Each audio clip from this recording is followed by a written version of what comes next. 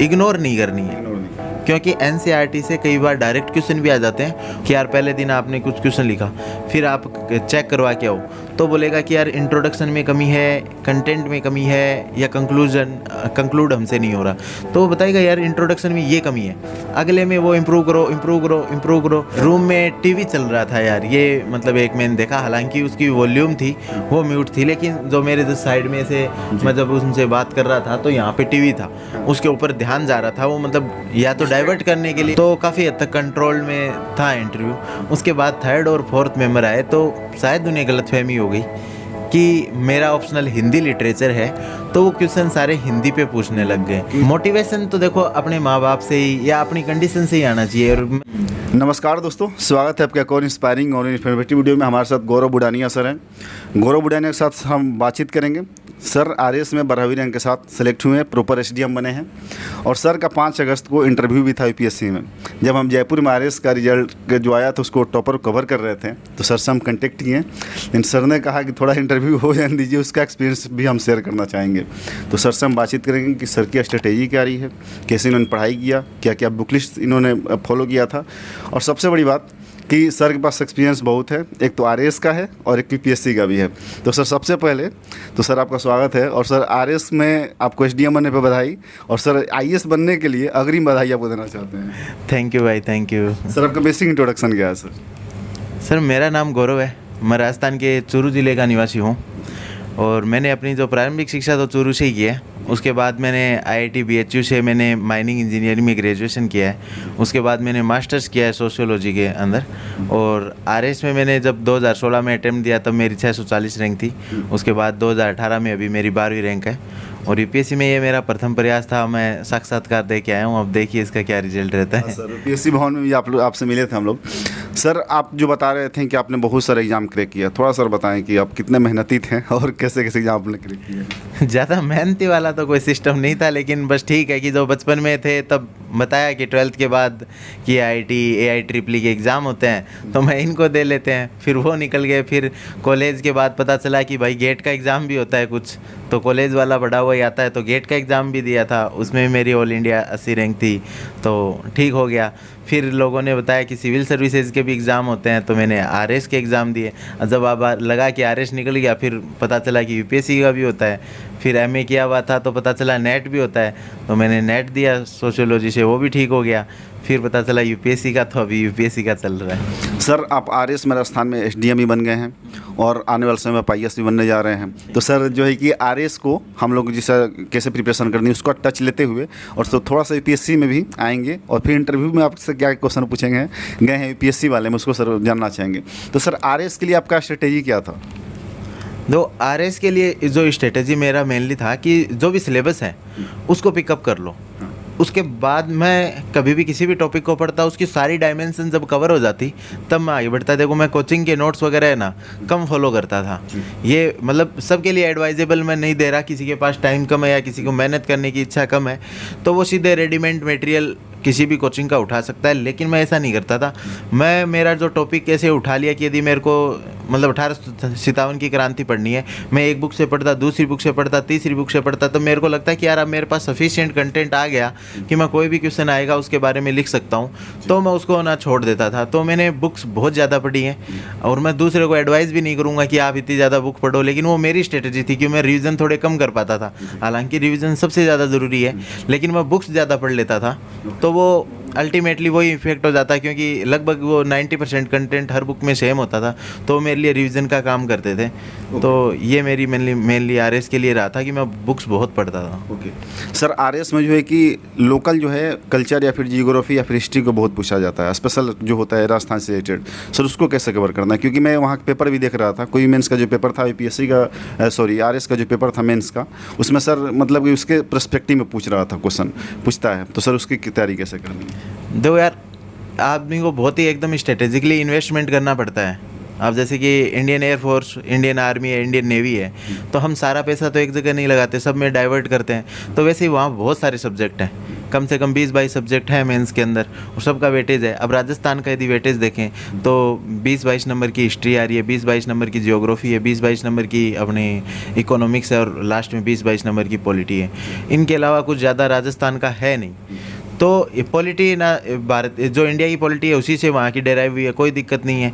Geography बहुत simple है राजस्थान की, इतना कोई ज़्यादा दिक्कत वाली बात नहीं है। हिस्ट्री और आर्ट एंड कल्चर बहुत ही लेंदी है और उसका उतना वेटेज नहीं है। अब देखो तैयारी दो तरीके की होती है, एक तैयारी होती है जो बाहर दिखेगी, आप लोगों के सामने ना मतलब आप जाओगे तो लोग बोलेंगे भाई इसकी तैयारी बहुत शानदार है। क्यों? क्योंकि राजस्थान हिस्ट्री और आर्ट एंड कल्चर का बहुत भयंकर नॉलेज होगा, कोई भी उससे पूछेगा भाई ये बता दिया वो बता दिया तो ऐसे लगेगा तैयारी बहुत अच्छी है। लेकिन यदि किसी की राजस्थान हिस्ट्री और आर्ट एंड कल्चर बहुत ज़्यादा मजबूत है ना, इसका मतलब है कि बाकी सब्जेक्ट है ना उसके कॉम्प्रोमाइज़ हो रहे हैं और जो ज़्यादा नंबर वाले हैं।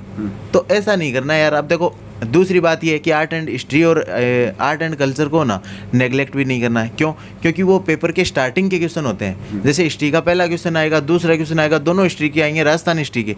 और यदि वो आपने दोनों गलत कर दिए ना तो एग्जामिनर को ऐसा लगता है कि राजस्थान में इंटरेस्टेड ही नहीं है ये आदमी, तो फिर बहुत गंदा इम्पैक्ट पड़ता है। जो नए एस्पिरेंट होते हैं वो कहाँ से सर प्रिपरेशन स्टार्ट करें? बहुत सारे कमेंट आते हैं कि हम कहाँ शुरुआत करें। सर कहा ही जाता है कि एनसीईआरटी पढ़ना बहुत ज़्यादा इंपॉर्टेंट है।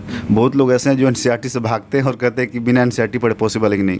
तो सर कहाँ से स्टार्टिंग करनी है, क्योंकि सर कभी ना कभी आप भी बिगनर रहे होंगे। तो सर आपने कहाँ से स्टार्ट किया था और सर एनसीईआरटी की कितनी इंपॉर्टेंस है बिगनिंग की मतलब प्रिपरेशन में?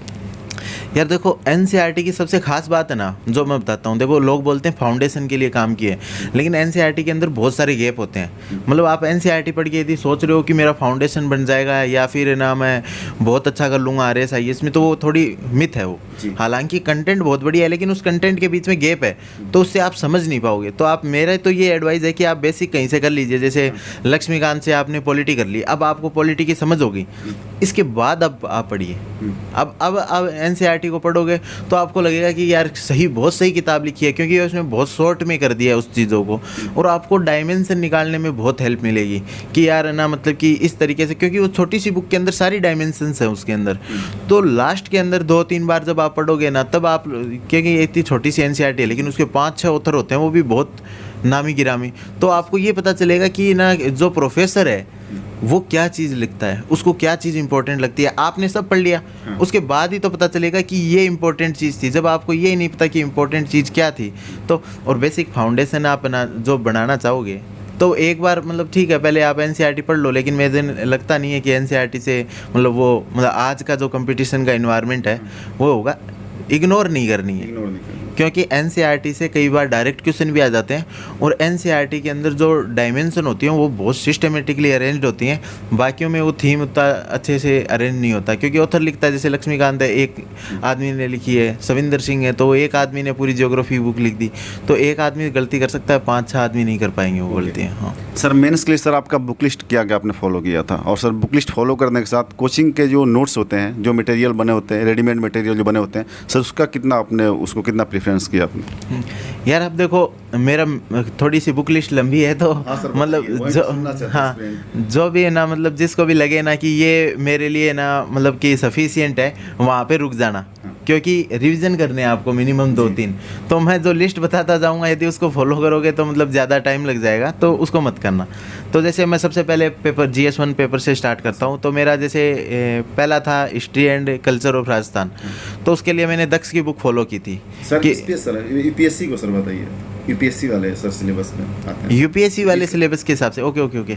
तो यूपीएससी का सिलेबस था ना, इसमें मैंने ज़्यादा ना बुक्स के बजाय जो मतलब कि प्रिफर्ड कंटेंट पे ज़्यादा ध्यान दिया था। जैसे बढ़िया जो कोचिंग्स हैं उनके मतलब यहाँ कंटेंट मेरे को काफ़ी अच्छा मिला जो यूपीएससी में।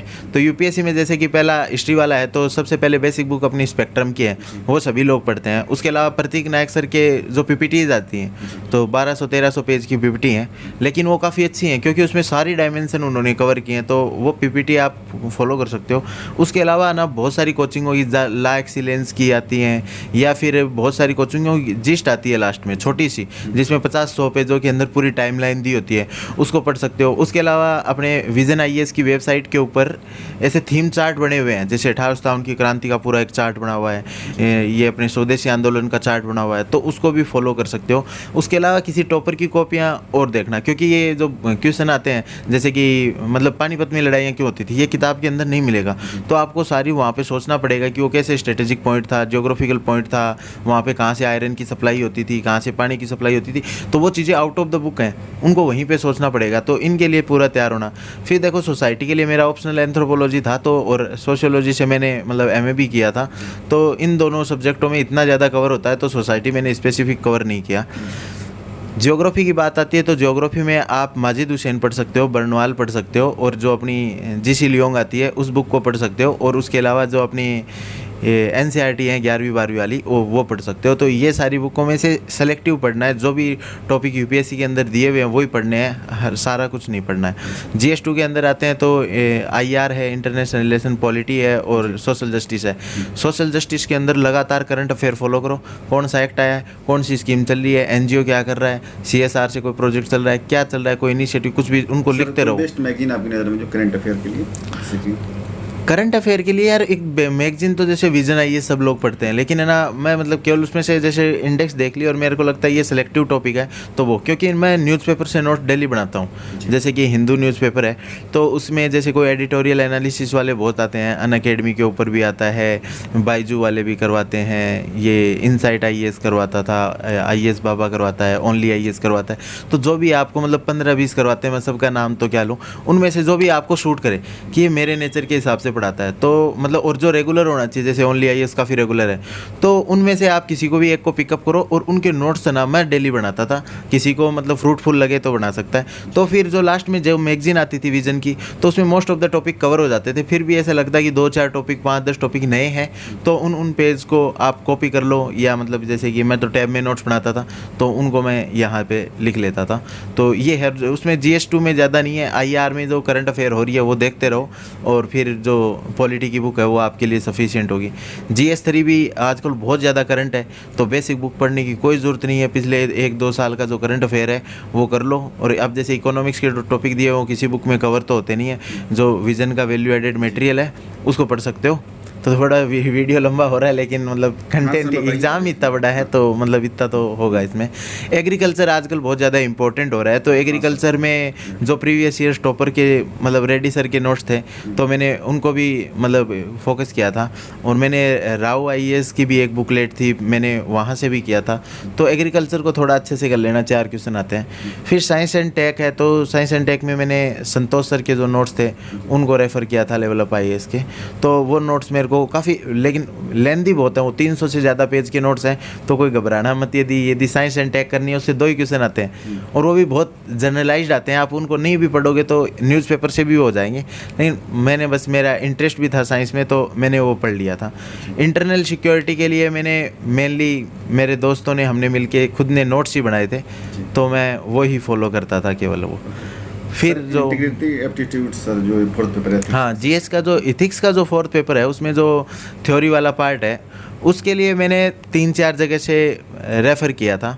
सबसे पहले जो वाजीराम में जो सर पढ़ाते हैं, नाम तो मेरे को याद नहीं है यार उनका, लेकिन जो नहीं उनका मुकुल सर हैं शायद, तो मुकुल सर के जो थोड़ा पार्ट है जो साइकोलॉजी ऑप्शनल को पढ़ाते हैं वो, तो उनका जो साइकोलॉजी वाला पार्ट है, जैसे कि एटीट्यूड तक, इमोशनल इंटेलिजेंस वाला, वो वाला पार्ट मैंने उनसे पढ़ा था।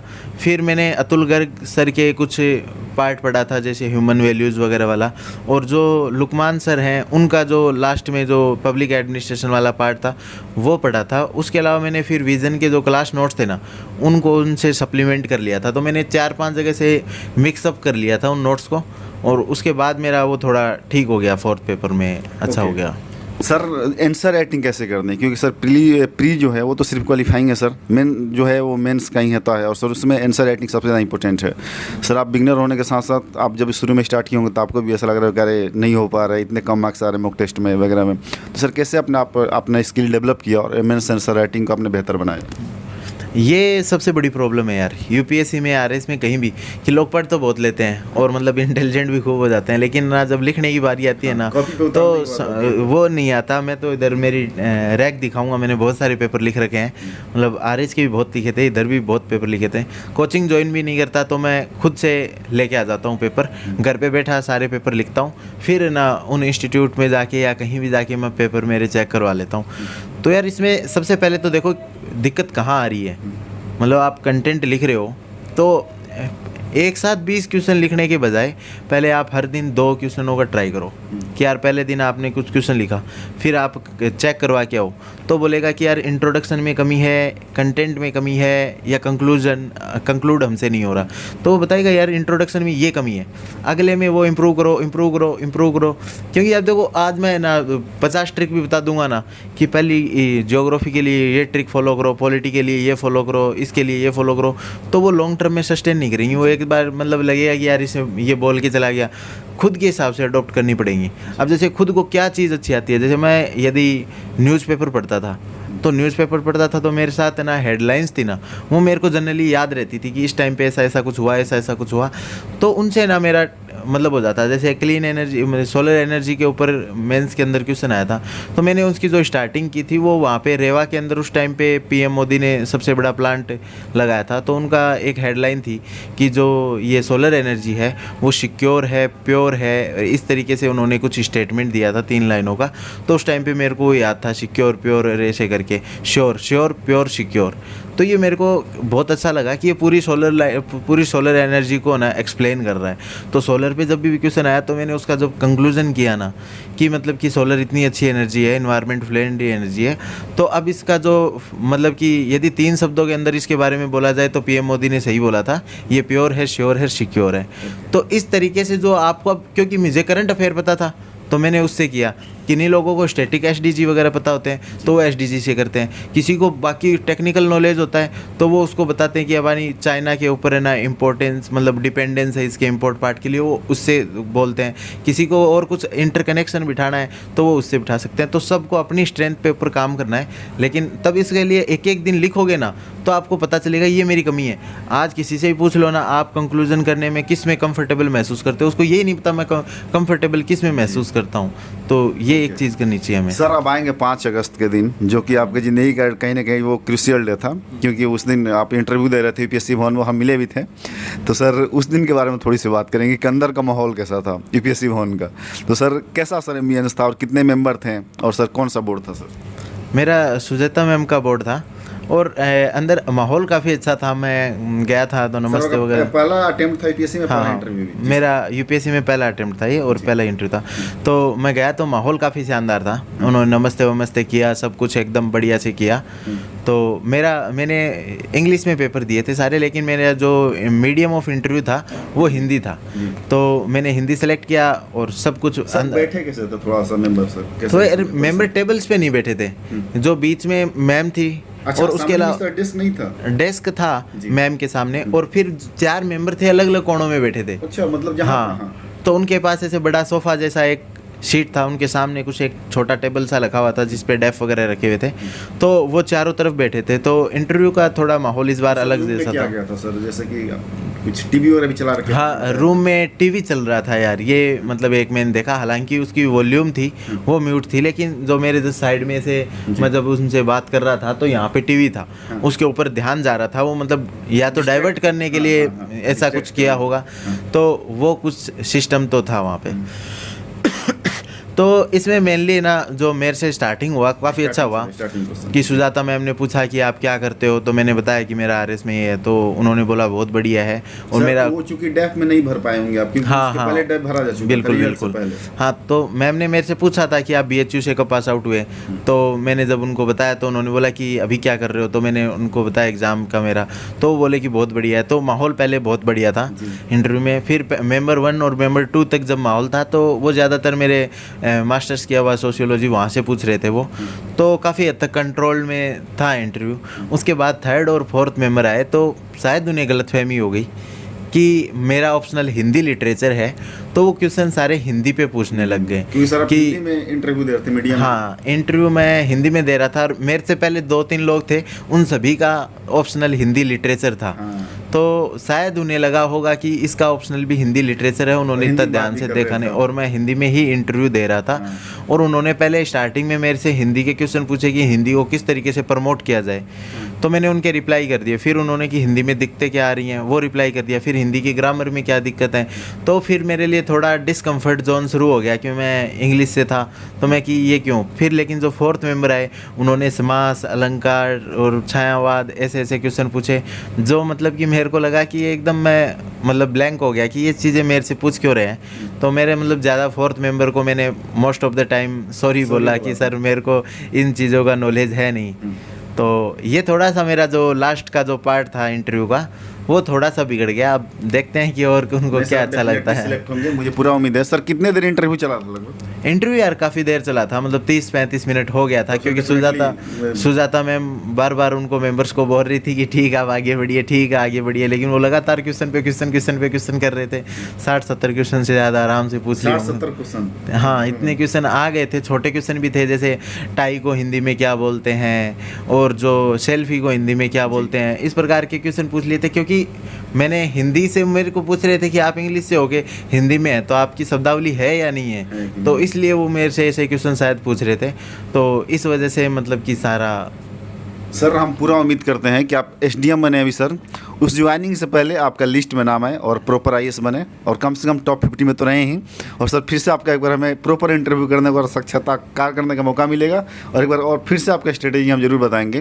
तो सर अंत में आपसे एक क्वेश्चन और पूछना चाहूँगा कि आपको सर तमाम एस्पिरेंट और स्टूडेंट सुन रहे हैं, आपके राजस्थान से बहुत लोग जुड़े हैं, चैनल को देख रहे हैं, बिहार यूपी से एमपी सर जैसे, और ग्रामीण पृष्ठभूमि के ज़्यादा हैं सर, और सुनते हैं टॉपर को तो सर उन्हें एक मोटिवेशन मिलता है और उन्हें अंदर एक एनर्जी मिलती है सर। तो सर आप उनके लिए 2 शब्द क्या कहना चाहेंगे? यार मेरी सीधी बात ये है कि देखो हज़ारों टॉपर्स के वीडियो पड़े हैं, ठीक है। मोटिवेशन तो देखो अपने माँ बाप से ही या अपनी कंडीशन से ही आना चाहिए, और मतलब जिसके लिए आपको बढ़ना है ना उसी से मोटिवेशन आना चाहिए। मोटिवेशन के लिए ना कभी भी ना टॉपर्स के वीडियो ना देखो, और जो वीडियो में से पूछते हैं ना आपको सिलेक्शन के बाद कैसा लगा, आपको बचपन से ही आइडिया था क्या, यार उनको सुनने से ना मतलब आपको लिटरली कोई फ़ायदा नहीं होगा। आप थोड़ा सा ना यूट्यूब पे टाइम ही ख़राब करोगे।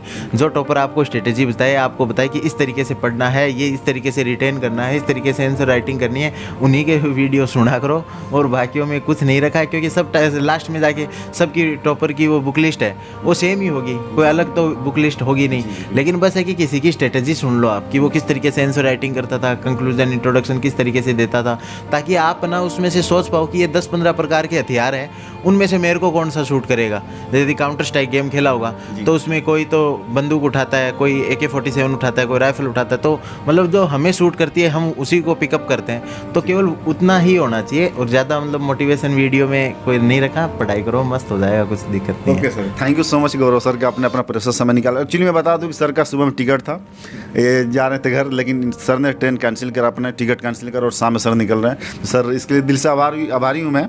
और सर आप RS में सिलेक्ट होने के लिए बधाई।